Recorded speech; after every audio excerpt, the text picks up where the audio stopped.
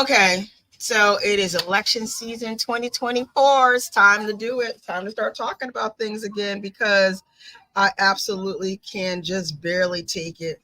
So another change in the programming is that we're going to be doing all of this on YouTube because we met with some wonderful constituents this weekend who said they refuse to join Instagram and all these other places. And so we're going to make sure that we go live on YouTube. So you don't need to subscribe to anything. All you need to have is the Hamden Action Now link to our YouTube channel and just watch what we're talking about right now. We are going to be talking tonight with all of us. I try to assemble a whole group of people to come on and start talking about how hard it is to get on the ballot, how hard it is to, not hard. It's not hard because it's just hard because we're not smart enough to figure it out. We know how to do it. But the system was absolutely designed to make it impossible to get ballot access and then to get funding, this public funding that everybody claims is available for people who show up on the ballot. It's just next to it. It's just raw and bureaucracy and all kind of stuff. I know y'all see my dog in the background. She's being bad right now, but you just bear with me. Okay. All right. So stand by. We're going to bring our little team in shortly. Hold on. Hold the phones.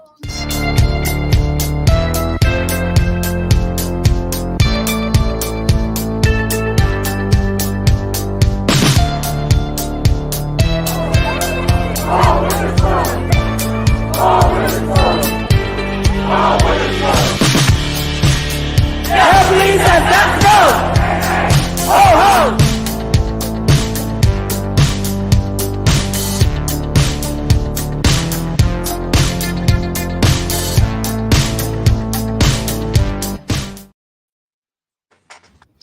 Mr. Graham, thank you so much for coming out this evening. This lateness of the hour is 9:18 in the East Coast, 6:18 on the West.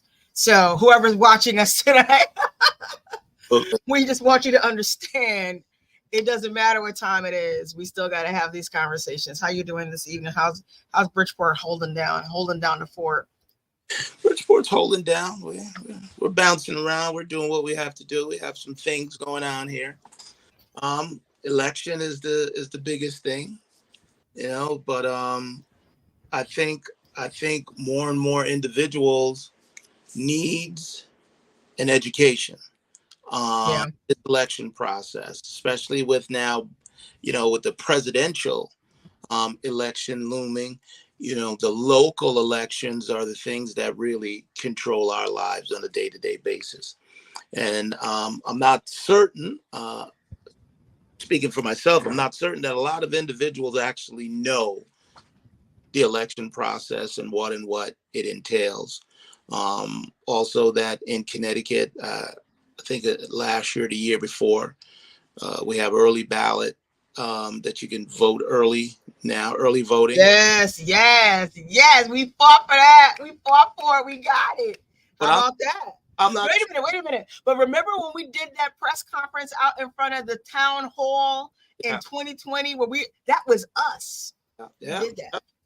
Yep, right up there at City Hall. But I don't believe a lot of people really understand or know what, when, where, and how. And I believe that that's something that really needs to be addressed. I.e., this is one of the reasons why at 9:15, 9:19, we're trying to pass some information on to individuals. Yeah.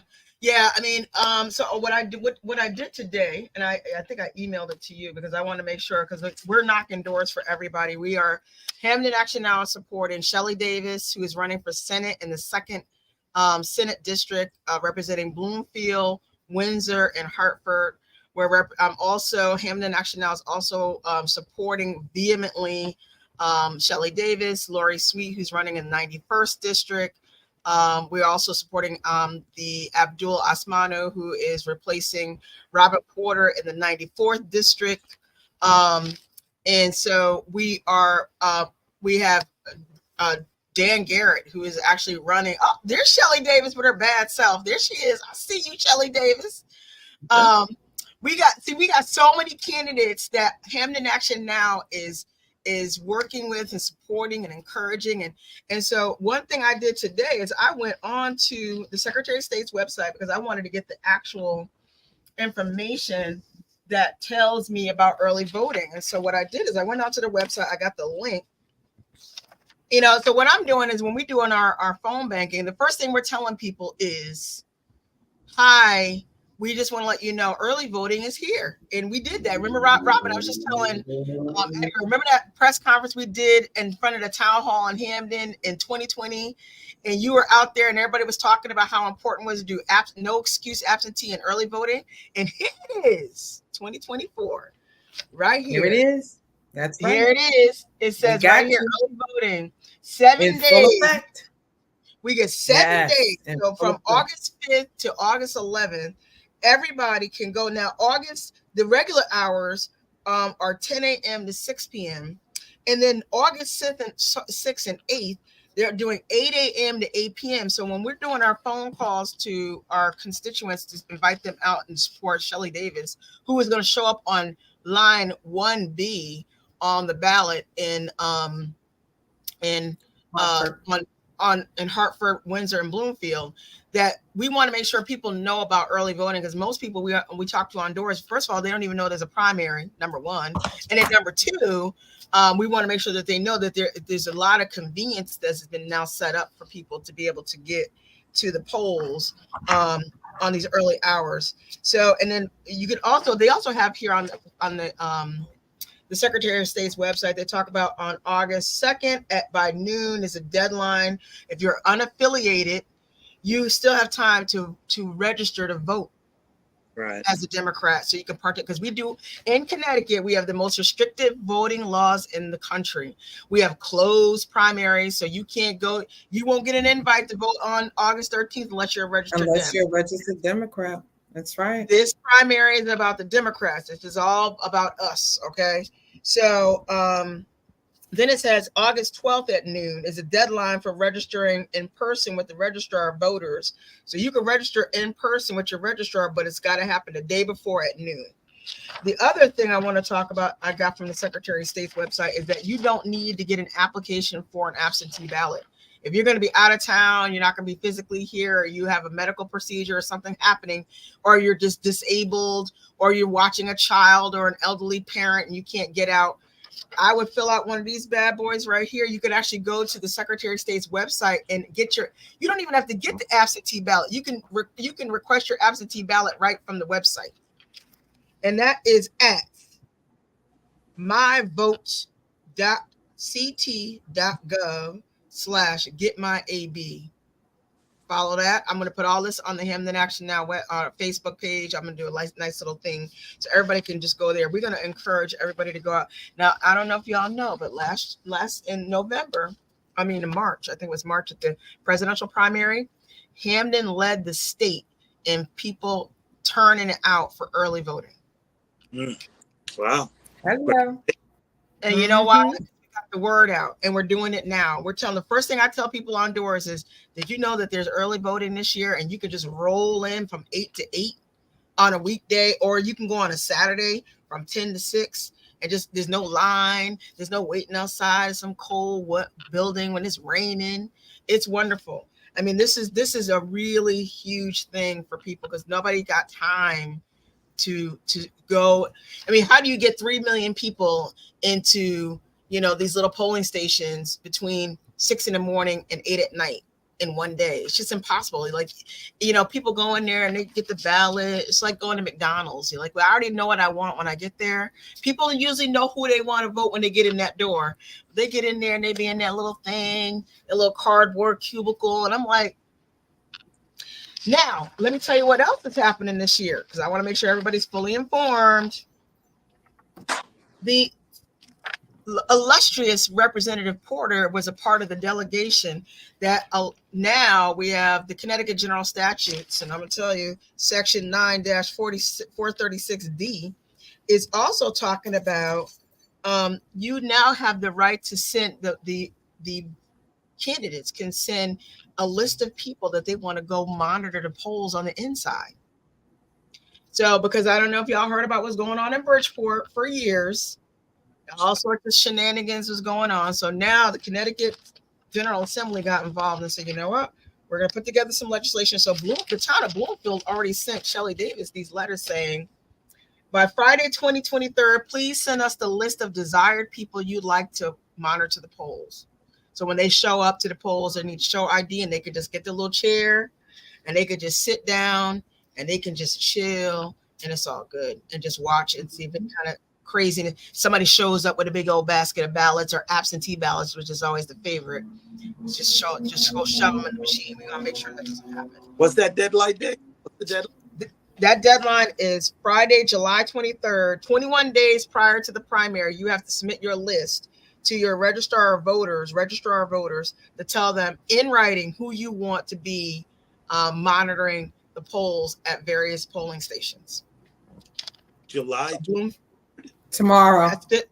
That's tomorrow. Yeah. Yep. Tomorrow. Tuesday. So that list needs to get to them. So if anybody is wants to have people there, and the unofficial, they're called unofficial checkers, poll checkers. So, and you can actually have people, they need to be registered Dems in order to be poll checkers. So here's the other thing. They can be registered Dems unless they're 16 or 17. So my 16-year-old can be a poll checker. Sure can. Sure can. So yes. Good stuff. That is great stuff. Thank you, General Assembly of the state of Connecticut, for doing that. So let's talk about the election cycle for a minute. I know it's late and people ask folks' bedtimes. Yes, I know. Yes, I've heard about the bedtimes. Yes. But yeah, we need to talk more though, because I talked to Tyler Mack. Of course, we got Shelley Davis, we got Lori Sweet, we got Abdul Asmano, we got Dan Garrett just gave up on Seek. He just gave up on the whole process. He's like, listen, y'all keep your grant. He exited the program. He's raising his own money. And he's just like, I'm going to do what I got to do. Because he goes, how do you, the stupidity, okay, I won't say stupidity, but the really ridiculousness of expecting people to go out and get $5 from people. People want to give you 25. They want to give you 20, or they want to give you maybe $50. I mean, it just to say that I need to go find 150 people to give me only $5. It just, people don't even they don't even respond well to it. They're just like, huh? I got to do what? It just doesn't even make any sense. And 150, and then, I mean, poor Shelley, these Senate candidates, they got to get 300 people. And then you got people all over the state telling them, don't vote for her. Don't vote for her. You need to get out the race. You need to get out. You need to do this. I mean, so for her to be able to come up with over 500 donors and 300 after her campaign was shut down for no reason in the middle of March it was more miraculous. Than shut down. It was more than shut down. That was sabotage, right? There was a whole lot of undermining going on. And I think the thing that I really want to express, Rhonda, tonight is that we do a lot of talking about voter suppression. And that is absolutely real and needs to be discussed. But there's an issue that needs to have some light shined on it. And that is what we're doing here tonight, and we will do going forward. I'm going to be sounding like a broken record because it is not just voter suppression, it is candidate suppression. And, these primary candidates are having to jump through hoops and loops and do backflips and backstrokes and sink or swim, right? Yeah. When they've done everything required, they've dotted their I's, they've crossed their T's, and it's like you just get slow walked off a short pier on a long walk. Yeah. And I'm like, it really does need to be addressed. If we're talking democracy and we're talking equity, this should not be the case.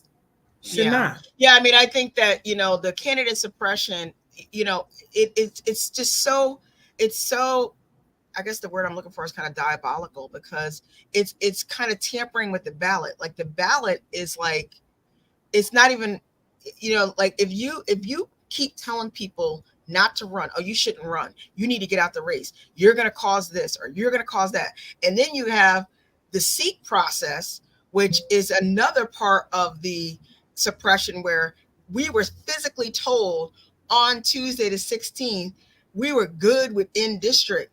Then Thursday at 4:15, I get a call that we're not good. No, Monday. And then Wednesday, we're told we're not good. And in order for you to get on the agenda for tomorrow at 3:30, you need to go out and find me. I got to go out and find more donations. Literally less than 12 hours. And we just had a meeting with Seek on Monday, literally 48 hours before that we were good. Because I was like, okay, we're good with that. We can go get, donations from anywhere in the state. Now, 2 days later, suddenly we're not good. Oh, we went back and we looked at our numbers. We're not good. You're still short. And in order for you to get on it, and this is at 4:15. And luckily, I have a team statewide. My team statewide is on it. I texted people, and they found folks in Bloomfield and Hartford to make donations. I opened up the Dot and closed it all down within 2 hours. Because, I mean, if not, Shelly doesn't. So for $35, she doesn't get $109,000 grant. Yeah, make that make sense. Please tell me how this makes some sort of damn sense somewhere. And this is less than 30 days from a primary that she needs this money to run. That is candidate suppression all day long. And then we sit around and we talk about we hustle and con the voters and say, oh, we got early voting. We need to get you to, but that ballot to me, the way it is tainted and hustled on how people. I mean, Jen Pope called the people in the 5th district. I am on the 5th district DTC. I am also the 5th district council person for the town of Hamden. And Lori Sweet is a town council, a sitting second term council person in the 5th district. She lives here. This woman deliberately didn't call us in January. She called all around my district, everybody but us, and lied to their face and said, D'Agostino's not running. Nobody wants to see. Okay, sure, Jim, we'll give you our support. March come around, D'Agostino told Lori, I don't know if I'm running yet. You run an exploratory. I don't know. Lies. They go to the meeting in March, and he announced he's not running, and he's endorsing her. I'm telling you. And now we're the bad people because we run enough. Do you know George Cabrera has called up Lori 2 times telling her to stand down? Susan Bysowitz called her and said, oh, Jen's got a lot of support. She conned her way onto that ballot. It's not freaking right. And the voters need to know they're getting hustled. You're getting hustled. I think that the important thing here too, Rhonda, is that, we always talk about being in a fight for our lives. And I mean, it couldn't be more real than right now. And this fight is composed of, right, machine power versus people power. This is what it boils down to. And at the end of the day, the machine has had a lock on what we have termed and coined democracy, which means that it's not real. People need to have a real choice. And I'm just sick and tired, especially of communities like ours, communities of color that are underserved, underrepresented, red lines, years. Yeah, the whole nine, like the most vulnerable people and populations and districts and constituencies in the state of Connecticut are being intentionally and maliciously neglected. And it's time for the people to take a stand. It's time for the people to take a stand. By taking this woman and just placing her in this seat to do exactly what D'Agostino did for the last 10 years, which was nothing. Do you see? You tell me, show me one thing. The Keefe Center still looks exactly the way it did 10 years ago. The firehouse over here in the 2nd and 5th district in Hampton Plains is so bad that they can't even let the public in the building. Show me one thing that D'Agostino did over here in 91 that it would warrant. Like, we're not doing these coronations in my district. Not while I'm sitting in the Town Council. And I'm talking, nobody's calling D'Agostino because they can't find him. They calling me talking about the crumbling foundations. They're calling me talking about the flooding going on New Hall Street. They're talking about their storm drains haven't been flushed out in years. They're calling me, asking what I can do about it on our $300 million budget that we approved here in May in Hamden. But over there, behind the scenes, Lauren Garrett and Sean Grace are having meetings with Jen Pope to give her this seat and not even speak to us, not even one discussion with me, the council chair, the council person and who sits in that seat. It is, and then to go around to talk about how we're just disgruntled. It is the most disrespectful display I've seen of Black and brown people in a community I have ever seen in my life. I've never seen anything like it. When I tell people, they don't even hardly believe me. I'm like, bro, I'm not making this up. They can't believe it. I think it's hard for them to believe. On Goodrich Street are like, what? I said, that's how they did it. I think it's hard for people to believe because, there's so many mantras in the building, right? And when I say the building, I'm talking about the building, the Gold Dome in Hartford. Perception is reality. And in the 10 years that I've been doing this work, what I can tell you is perception is propaganda. And you have people that are posturing, and they posture for the public, they posture for the press, and they just tell you what they think you want to hear and what they know you're going to believe, because unfortunately, a lot of people aren't doing the homework. A lot of people aren't showing up. A lot of people aren't civically engaged past the ballot box. A lot of people aren't holding their elected officials' feet to the fire.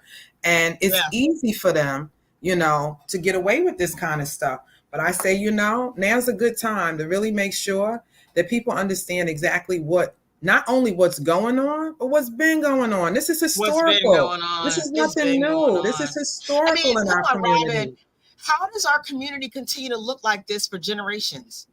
Well, I asked myself that, Rhonda. I said, and it was before this is my 10th year, but even prior to my 10th year, 6 years in and 8 years in, I'm like, I'm looking around and why does my district still look the same? And I can tell you because you got people, and you can count them on one hand, that are really in there fighting and pressing and standing 10 toes down and speaking truth to power, speaking power to power, and just getting railroaded and undermined and sabotaged and, just trying to destroy people's character and integrity and street cred, like really trying to make the people that are rolling up their sleeves with the elbow grease, willing to die on the sword for the people, right? Not just for anything, but for the people that have entrusted them to be in that building to represent them on the strength. And when you do that, you get labeled, troublemaker.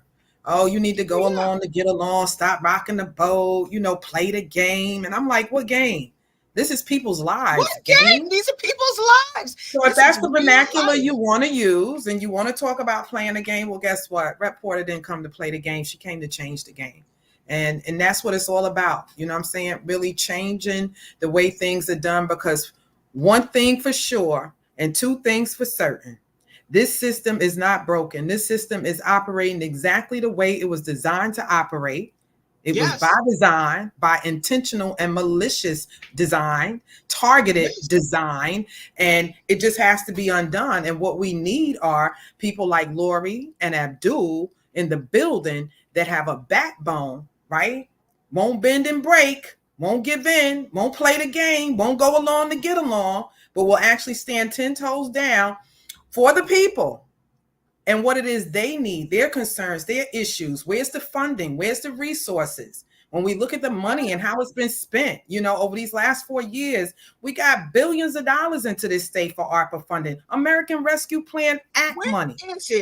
That money was for the vulnerable people in this state, for those who have been impacted the worst and the hardest. And right now, we're still fighting for our CNAs and for all our workers, our healthcare workers, for our paraeducators. I mean, for the people that are the foundation of what it is we do to make things happen in this state. And they are the very ones that we are having to beg for resources and funding. Absolutely not. Absolutely not. It is horrific. No. And like what I try to explain to people, and I always tell them when I meet people and they're like, I don't want to get involved. I'm like, so then that means you giving people an open checkbook. And you sign in a check and you just say, basically, you can just spend it any way you want. I mean, because everybody's paying taxes. Everybody, like we pay here in Hampton, some of the highest property taxes in the state. Mm-hmm. So there's no way in hell I'm going to sit there and I'm allow them to go ahead and run and spend the money any way they want, you know, and the state level is even bigger budget. I mean, I don't know what the budget is in the state of Connecticut, but I know it's a lot more than $300 million. You know? Yeah, it is. And the unfortunate thing about it is, you know, we're sitting on a bucket load of money called the rainy day fund, and it's raining cats and dogs in my neighborhood. And it's raining cats and dogs. My people want to know, you know, what's going on and where is the money? Where is the relief that was sent to this state for the very people that we're still having to fight for? And I mean, enough money came into this state where communities like the 94th district should be up and running on a level playing field. And we just keep getting hit, you know, time after time. Taxes are going up. The cost of living is going up. Utilities are going up. Rent is going up. Mortgages are going up. I mean, every property tax, everything's going up, you know, except for what? Wages. People aren't getting paid more, but they're being expected to spend more, right? And we want to call it inflation, but it's not inflation. It's market power, right? It's a monopoly on the market, which means that they can charge whatever they want because it's only one or two of them. Where you going? Who do you have to choose from? There's no competition, right? Economic development, all these things that are plaguing our communities should have been resolved over these last 4 years because God knows it rained enough money around here to make it happen. And it rained millions. I mean, it has rained millions. And like, you know, the foundations, I mean, I got people over here whose homes are sinking. Even the Republicans on the council are fear. I mean, Bob Anthony, if he can yell any louder about the foundations of the homes over here in Southampton that are sinking and been sinking for years, and these people still cannot get anybody to come. I mean, we just now, that's what I said about the meeting on the 31st. I want everybody at the meeting at the 31st so they can come and actually talk to somebody because they haven't even had a meeting with these people in over a year. I mean, like I got this today in my mail and it says, this is Jen Pope flyer came in my mail today, and it says, do you know why all of the leaders we trust are backing Jen Pope? And it has Martin Looney, George Cabrera, Mayor Lauren Garrett, Mike D'Agostino. It's got Josh Elliott, Liz Linehan, and Mary Wheelander. Let me just start by saying this. On this list, there's not one black face. I happen to be a leader in that delegation. Let me also just tell you something else here. The only one person that lives in this district is Mike D'Agostino. All the rest of these people, they're not in our district. Or maybe Marty Looney is. Maybe he is. No, he's not either because he's 11. Maybe he is. I don't know. But Liz Linehan, no, he's not. Cabrera is the senator for the district. For the 94. Now, but Liz Linehan is living like Bethany or Cheshire or something like that. I don't know. And Mary Wheelander, she don't live here either. How dare you send this out and say the only leaders that you can trust are white people? White folk? In a community predominantly filled with black and brown faces and indigenous faces. Sounds like this is a slap right here. This is a slap to me. It's a slap to it's a slap to Miss Powell. It's gonna be slapped to the people I'm gonna meet on my constituents on Thursday night. This is a slap to them. Because I was there, Robin Porter, at your convention, the convention for 94, and Abdul put your name up for consideration. A roll call vote should have been had. Didn't happen. Well, they said that, you know, there was a nomination for me, but because it wasn't seconded, that is why there was no roll call vote. And I mean, the whole thing around that is just a bunch of BS as well. And it's There's just no really roll call sad required. that, yeah, well, I've been told that on several occasions, but it's a moot point as far as I'm concerned, because I am passing the mantle. I have endorsed Abdul for this seat. He is the incumbent endorsed Democrat versus a party endorsed Democrat. And I think that speaks volumes, and people really should be paying attention to that. Like if they Yes, really please. because I'm getting all kind of emails and phone calls and texts and, appreciation for what I've done over the 10 years. Great job. And if that is really the case, I would hope that that would mean something if I'm endorsing a candidate and saying that the 10 years that I put in blood, sweat, and tears, not to mention what I had to go through and what I'm still going through, with this leadership and with this party.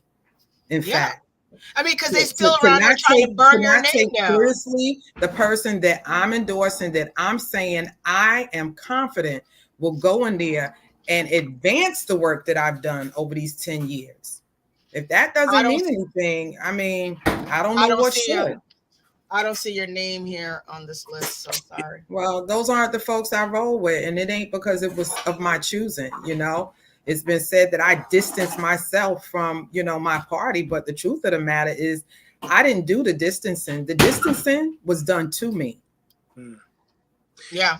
They talk about successions and succession plans, and we're seeing that now with Biden and Vice President Harris, and it's like, okay, you chose someone to succeed you after you reached your point to say, okay, this is something, I want to go on and do something else, but here's the person that I've tutored and I've advised, I've mentored, over the years. Oh, yeah. And I actually have mentored him. I'm hearing that, someone else is claiming to be a mentor to him, but I have actually been mentoring him and working with him, across Hampden and New Haven. And that's one thing I'll say, Abdul lives in Hampden. He is a councilman in Hampden, and he is expected to serve Hampden. The expectation was never for him to serve New Haven, but he has been, right? Steve, the other person is running, the endorsed Democrat. He served New Haven, and he was expected to do that. I'm not sure how much service he's given to Hampden, but Hampden has some serious concerns about being represented. And them trying to make this, well, it's always been a New Haven seat and it needs to stay in New Haven, and all of that kind of stuff is ridiculous to me, because I had to hear the same thing when I ran, right? Yeah. Hampden folks were like, well, I hope you're going to do better than the last person, like, are you going to show up for us? I had to hear all of this on the doors. And when I went into meet and greets, because people were so disgruntled around not being represented in Hampden by the 94. And my simple response to them was, look, don't convict me on somebody else's charges. Allow me the opportunity to do the work. And if it doesn't meet your standard, then unseat me, because this is what the people need to realize. They have the ultimate power, the power to seat and unseat. That is people power. And I'm proud to say, and I say it with all humility, that, over the 10 years, I have served this district wholeheartedly on both sides of the line, New Haven and Hampden. And I am confident that that is what Abdul will do. And that Abdul will be able to go to the state capitol and fight for all of us, right? Because lived experience matters, right? The political pedigree is important, but lived experience matters. And you have to have an experience in order to represent on the strength of what's needed. You can't get these things in the book. You can't get this, empathy is a wonderful thing, but it still ain't walking a mile in my shoes. It's not me and what I've had to endure, or what my people are having to endure for centuries in this country. And one thing I can say about us, we lift everyone. We're on the front lines fighting for everyone's issues. But I can tell you, as a Black female legislator, there are many issues that I have stood 10 toes down on and looked back for the people who said they had my back, and they were gone. Gone. So we need some folks in that building that are going to stand and do everything they can to stand. And when they've done all they can do to stand, they're going to stand. That's just what they're going to do. They're going to fight. They will not compromise, because there's no compromise in doing what's right. You know, the language, there's just so many things about this process, this political process, and the politicking that goes on that needs to change. It needs to change. To and change, we need to because make sure that we're sending in change agents, that we're sending in people that are going to have the intestinal fortitude, the physical and the mental agility to get it done. It's not enough help in the building. It's not enough help in the building. No, we can't. We like when does our community change? Like when, like it can't. It's not going to change if we keep waiting for folks to change it. When does it ever change? When is it going to ever look differently? When we get the right folks in there, because the folks we got in there right now are basically cutting deals on the backs of our community. Like, right, and we all pay the same taxes. And it's serving who? You have your personal agenda and you have a people's agenda. Right, going in. So they have a people's agenda. As a layman in this discussion, both of you are representative. You guys are council individuals. You guys are representative of the people. What do you guys see at the roadmap for this change that you both are talking about? How do we make those moves to be able to get those change makers into the proper seats? Because I believe that needs to be where the focus is on, because we understand that this politics that we're dealing with is one way, but I believe both of you ladies have somehow maneuvered through some of the minutia in order to be elected and to stay elected. So what do you give to us as the rank and file, and how we can assist you guys and the chosen individuals to move this game along? My theory is that what we're doing right now, we're educating people on the doors. We are reaching people on the doors. We're telling them exactly how things have happened. Mm-hmm. We're telling them about, if you continue to do this kind of thing, you lie and you go and you con your way onto a ballot, it makes the ballot counterfeit. Right. It makes it counterfeit because, we have to we can't continue to lie to the voters. The voters have been lied enough. And I think that's the reason why people don't come out. People don't come out and they don't vote, and they can't be bothered because they know we're at the generation now. It's 2024. People have been lied to enough. They've been made promises. They've been told, "Oh, don't worry, we got y'all back. We coming out. We're gonna do this for y'all. We're gonna do this," and nothing happens. The day after they get elected, you can't get people on the phone, let alone a return phone call. There's various people. I can call this whole list of people around in this delegation right now. I'm an elected official right now. I could call every last one of the people on that list. I would never get a phone call return because they just don't want to. And they don't have to, because they exactly. They don't have to. They have a monopoly on power. We don't collectively come out and use the people power to come against that and say, I demand that this money come to my community. I demand that building been sitting out there for 25 years. And I don't know how many people been sitting over here in the mayor's office. That building was sitting there in the middle of a Black and brown residential community is a disgrace before the eyes of the living God. And they know it. And if you sit back and you're like, I don't care. We got to start caring. We got to educate them and let them understand this is unacceptable. Go to the other communities. You ain't never going to see nothing like this going on. Look, the east side of Bridgeport, the north end of Hartford, the south end of Hamden, New Hallville, Waterbury, Groton, New London, you name it. It's all over the state. How are these communities not changing? Go to the north end of Hartford. That community's been like that for decades. Everybody's like, oh, well, I'm just going to have to move out. It's not changing because of the policy choices.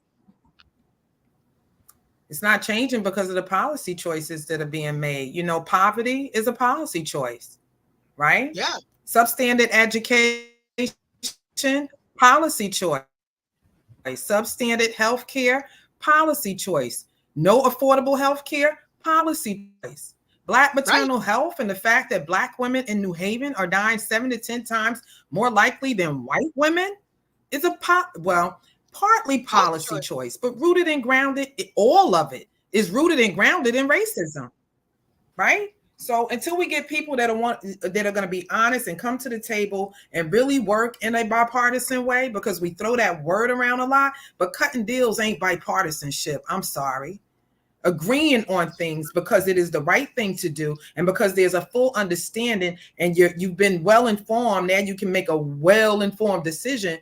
That's what true bipartisanship looks like, right? And we've had it happen a few times, and when it happens, the whole place blows up. The whole place blows up. But wait a minute, I thought it went to work under bipartisanship. What? Oh, but this isn't working in your favor, so we shouldn't call it that, right? But it is what it is, right? Let the truth remain, because the truth never changes. And there's no compromise in the truth. And there's no compromise in doing what's right. We got to just stop it. We have to stand up, and we have to speak up. Stand up. We must stand up.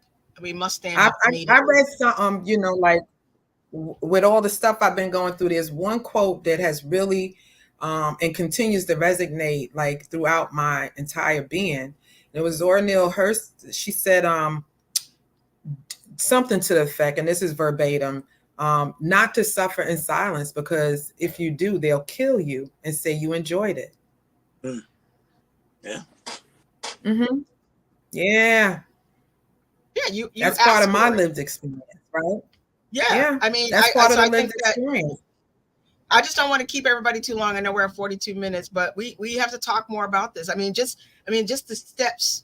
I mean, and like, I don't know. I mean, I know I'm continuing to learn more about what the General Assembly does and the things and whatnot. But I mean, when you see how the system is designed, where, you can have the convention on the last legal day, which would be May 28th. Then if anybody who wants to be on row B, now you got exactly 14 days to go out and get 300 signatures. You still can't apply for the grant until you get the 300 signatures. Once you get the 300 signatures or more, then you go to the registrar of voters. They got to take it 2 or 3 days because they got to go through all of them, make sure they're all valid. Then you get the letter from them saying, okay, now you're eligible to be on the ballot on August 13th. That is now, maybe you might get that letter from the registrar of voters on like somewhere around the 3rd week of the 4th week of June. Now, if you were smart, you've already raised your in district at that point. Now you have to go start the whole seek process, which can take 3 weeks. You don't get your money until maybe the 3rd week of July. Now your opponent, who already got the nomination at the convention, because they've already been politicking for this since January behind everybody's back. They already got their money. They've already got their first set of mailer out. They've already paid canvassers. How in the hell are you going to tell me that this process was designed to be equitable and fair? It's not. It's not. It's candidate suppression. It's restrictive, because you can't get your mailer out and your people out till the 3rd week of July. They've already been campaigning for 2 months with taxpayers' money. This grant is not money that they raise. This is money coming out of your paycheck. You're paying these people to run for office in a system in Connecticut general statute and rules that are designed to suppress a row B candidate from being able to have the same footing. How does that get changed? Well, you can't even change it till you can get elected. That's right. That's right. Because the people on row A want to make sure that they're insulated. And this is the insulation. That process I just laid out for you is the insulation. They get out in front of you, way out in front, and there's nothing you can do about it. They're just out in front. You can't get your money. You can't get your campaign started until they've got a month or so head start on you, maybe 2 months. Well, and then you ran campaigns, Representative Porter, time is everything. Time is everything, and money is time, and time is money. And it's very well understood. But Egg, I really think in a nutshell, it is about education. Is it about, we say knowledge is power, but that's half the truth. It is the application of knowledge that is power. We say when you know better, you do better. And we know that's not true because there's so many things that we do know better and we're not doing better. I think that we're going to have to really teach people how to use tools and how to apply the process in a way that's going to be effective and efficient for the outcomes that we know we deserve in our communities, and bringing equity and justice and in an economy, right, where our money is revolving in our communities for more than 30 minutes, right? Like it's just ridiculous that we don't have, whole foods and access to healthy foods and, good paying jobs and great schools. Like, our public schools are falling by the wayside. In New Haven, we're losing funding. We're talking about increasing class size. Imagine that. They're already too large. We're talking about laying off teachers. We don't have enough teachers. Imagine that, right? We're talking about cutting bus stops, and we're talking about cutting programs. And you know what we're talking about? Exacerbating what it is we're dealing with in our communities around what these youth and children are going through. If you think they're bad now, my God, let this happen and see what we're going to get. This is a cocktail for disaster. Yeah. And I can't understand how we are justifying not having any of that rainy day fund money going into these categories, right? Education being key. Education. Like even at the university levels, we're fighting for more funding because tuitions are going up. You're paying more and you're getting less. And not just that, you're paying so much that kids can't even afford a mortgage. They can't afford to start a family. They got to come back and live at home. This is not the American dream. Although there are some in this state, the 1% that are living a damn good American dream. And it's on the backs of the middle class and the working class, because we are the ones paying the highest taxes in this state. And there's no equity in that at all. And there are fixes. There are things that can be done and policies that can be put in place to undo this mess. But until we get the right people in the building that are willing to stand up and get it done, it's not going to get done. Right. So the name of the game is it's on. It's on. Well, there's one good thing about this whole thing that I see is that, we have someone who actually knows how the sausage is made. So now we have the marching order or the blueprint to at least to start to attack some of these things. And this last situation that happened, like with Ms. Davis' candidate, that shows where education, insight, and the ability to maneuver quickly, we were able to achieve the goal that we achieved. And I think, Rhonda, this for the last 2-3 years, I've had my pencil sharpened, point sharpened, because the amount of information that you've been bestowing on me, it's mind as to how this process happens and what we don't know as the individuals who are going and pulling the curtain. All we hear is you go and you pull the curtain, but once again, we don't know how that process happened. Why is this on row A? Why is this person on row B? No clue. So we're given individuals to choose from, but we don't know who chose them, how they were chosen. That's right. But that's the information that we need to get out to the public, is that, listen, there's stuff brewing behind the scenes that we have no idea. Right. And we've got to stop voting. We've got to stop voting rows, right? In the dark, because they're in the dark. Candidates.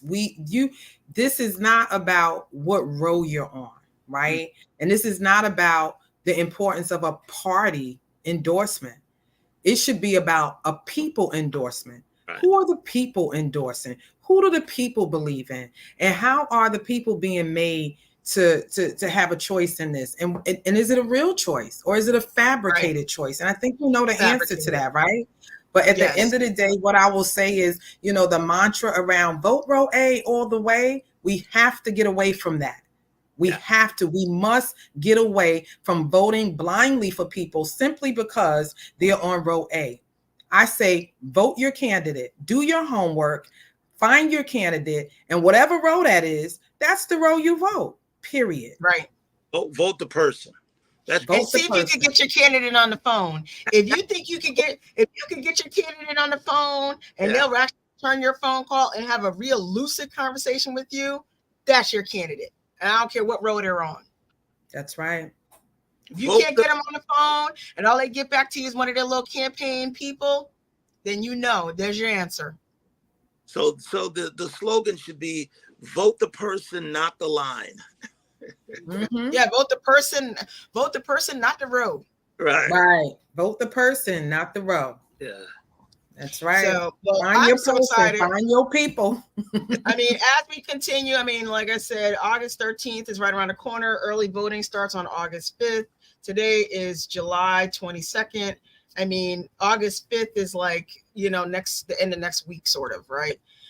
We're almost here. So, I'm helping everybody. I'm knocking doors everywhere because I just want people to know about early voting.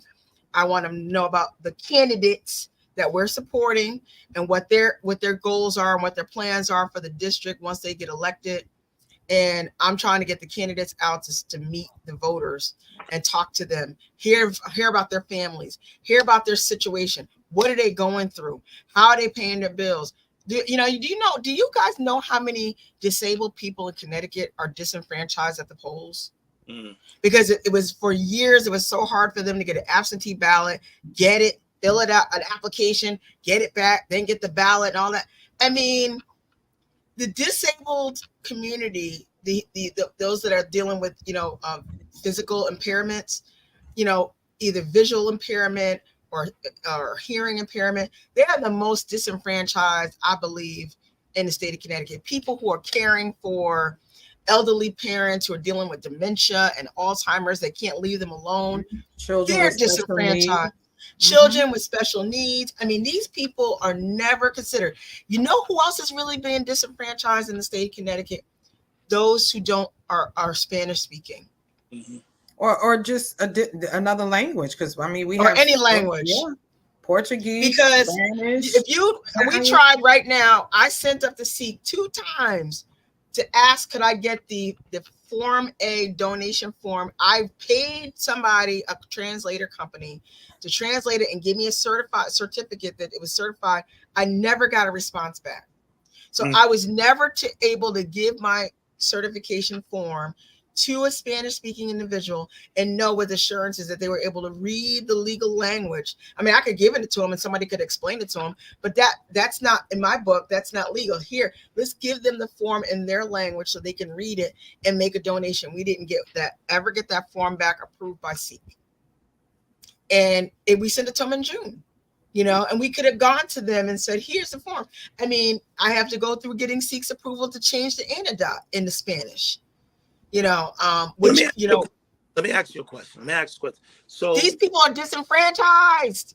This process that you're speaking of, is that something that only occurs during election time, or is it something that we keep chipping away at SEEK for, to make sure that by this time for the next election that all of these things are in play?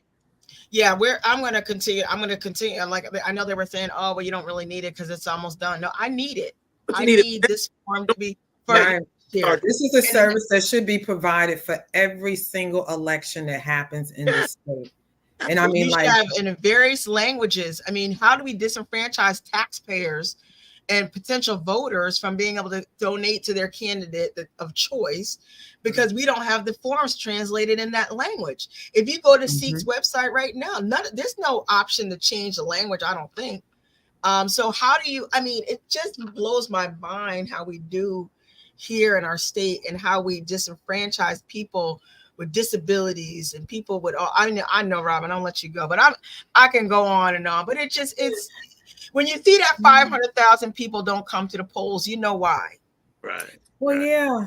And I mean, we constantly, we're running around, with this whole registering people to vote. And don't get me wrong, there's nothing wrong with registering people to vote. But I think the real effort needs to be in the over 600,000 people that did not vote in 2020 that were and are registered voters. Registered. Need to be engaged. Can you imagine? Could you imagine? Over 600,000 people in this state that are registered to vote did not vote in 2020. Okay. Why? I think that is where we should be focusing our efforts. Yep. Because for me to just be going around registering people to vote, to add them to this pool of people, the majority of them, and you will have some that will vote, but not nearly enough when you have over 500,000 that aren't voting. Make it make sense. Right. I think the goal needs to be is an organization needs to be created or formed that it's dealing with campaign logistics, to where what, it's a whole lot of things that need to be formed, and we're gonna do that. And when we do it, we're gonna launch it, right? But I would say let's hold our peace right now and make sure that we're getting done what we need to get done for these primary candidates who have every right to challenge an incumbent, especially if they and the people in the district don't feel like they have been represented on the strength that they deserve to be. That is real democracy. True. Yeah. On that note. On that note, thank you so much. We'll talk some more again. Great seeing you guys. Look forward to seeing you again. And let's look. Hands on the plow. Hands on the plow. We're gonna fight the good fight until the battle is won. That's right. All right, ladies. All right, have a good young man. Thank you so much. Have a good night. Take care. Right. Thank you, Hamden Action now.